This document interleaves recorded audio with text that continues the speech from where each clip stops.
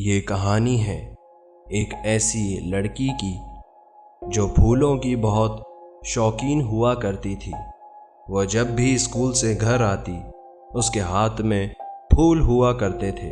وہ کہیں بھی باہر جاتی پھولوں کا گلدستہ ضرور ساتھ لاتی۔ زندگی یوں ہی چل رہی تھی۔ وہ روز ہاتھ میں پھول لیے گھر آیا کرتی تھی۔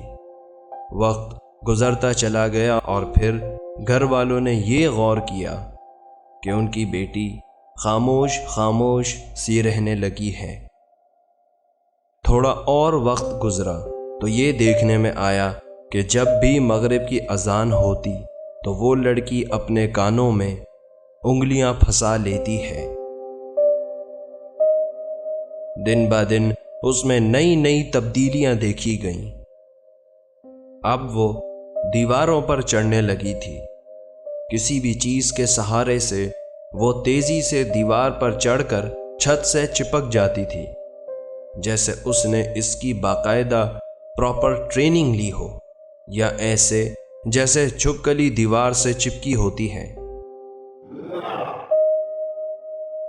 جو کہ بچپن سے لے کر آج تک اس نے ایسا کبھی نہیں کیا۔ آہستہ آہستہ اس نے گھر میں پکا ہوا کھانا کھانا بھی چھوڑ دیا اور یہ کہا کرتی تھی کہ اس میں خون ہے، مجھے اس میں سے خون کی بدبو آتی ہے، یہاں تک کہ اسے کھانا چھونا بھی گوارا نہیں تھا۔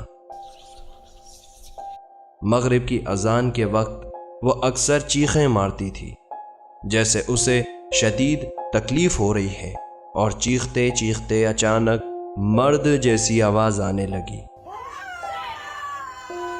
یہ معاملات دن بہ دن خطرناک ہوتے جا رہے تھے۔ صحت دن بہ دن ڈاؤن ہوتی جا رہی تھی اور چہرے پر خوف طاری رہتا تھا۔ اس کے اپنے گھر والے اس سے ڈرنے لگے تھے۔ معاملات یہاں تک خراب ہو گئے کہ 3 لوگ مل کر بھی اسے سنبھال نہیں پاتے تھے۔ کسی بھی غلط کام سے روکنا اسے ناممکن ہو چکا تھا۔ اس لڑکی کے گھر کے نیچے 2 جامن کے گھنے درخت ہیں جو ان کی گیلری کے اندر تک پھیلے ہوئے ہیں۔ گھر والوں نے نوٹس کیا کہ ان کی چھوٹی بیٹی چھپ چھپ کر مغرب کے بعد ان درختوں میں چڑھ جاتی تھی اور اندر جا کر بیٹھ جاتی تھی، یہاں تک کہ رات بھی اندر گزرتی اور صبح کے وقت گھر میں داخل ہوتی۔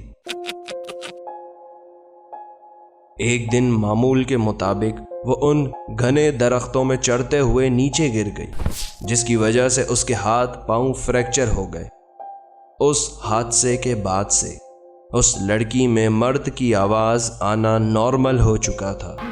وہ لڑکی جب بھی بات کرتی تو ایسا لگتا کہ جیسے کوئی مرد بھاری آواز میں بول رہا ہے۔ پھر اس کے علاج کے لیے اچھے عامل کو ڈھونڈنے کا عمل شروع ہو جاتا ہے۔ کہتے ہیں کہ 3 عاملوں نے مل کر اس لڑکی کا علاج کیا۔ اس کے کئی ایگزورسزم کیے گئے اور انہی ایگزورسزم کے دوران اس جن نے بتایا کہ اس کا نام گوپال ہے۔ وہ 18ویں صدی یعنی 1700s کے زمانے سے ہے۔ اس نے کئی زمانوں کا ذکر کیا، مغل بادشاہوں کا، برٹش ٹائم اور پارٹیشن کے دوران فسادات کا۔ اس گوپال نامی جن نے بتایا کہ وہ اس لڑکی پر عاشق ہو چکا ہے اور وہ اسے کبھی نہیں چھوڑے گا۔ یہ علاج تو کئی سال تک چلتا رہا اور یہ بھی معلوم ہوا کہ اس لڑکی نے ایک دن مغرب کے بعد ایک باغ سے پھول توڑے۔ وہ جن کہتا ہے کہ اس نے کئی دفعہ اس لڑکی کو باغ سے پھول توڑ کر لے جاتے دیکھا۔ جس دن وہ لڑکی جامن کے درختوں پر چڑھتے ہوئے گر گئی تھی، وہ اس لیے کہ ان درختوں میں کسی اور قبیلے کے جنات کا ٹھکانہ ہے۔ انہیں اس گوپال نامی جن کا آنا برداشت نہیں ہوا، جس کی وجہ سے انہوں نے اس لڑکی کو درخت سے نیچے پھینک دیا۔ مزید کہتا ہے کہ جامن کے درختوں پر بسنے والے جنات کو تم سے کوئی مسئلہ نہیں، ورنہ وہ اس لڑکی کو اس طرح پھینکتے کہ وہ بچ نہیں پاتی۔ ان کئی سارے ایگزورسزم کے دوران اس گوپال نامی جن نے اس لڑکی کی کئی بار جان لینے کی کوشش کی، لیکن ان عاملوں نے اور گھر والوں نے مل کر اس کی جان بچائی، اور بالآخر وہ لڑکی اس جن سے آزاد ہو گئی، لیکن اسے سختی سے منع کیا ہوا ہے کہ وہ کبھی اپنے بال کھلے نہ رکھے۔ وہ آج تک جب بھی باہر جاتی ہے اسکارف سے اپنا سر مکمل ڈھک لیتی ہے۔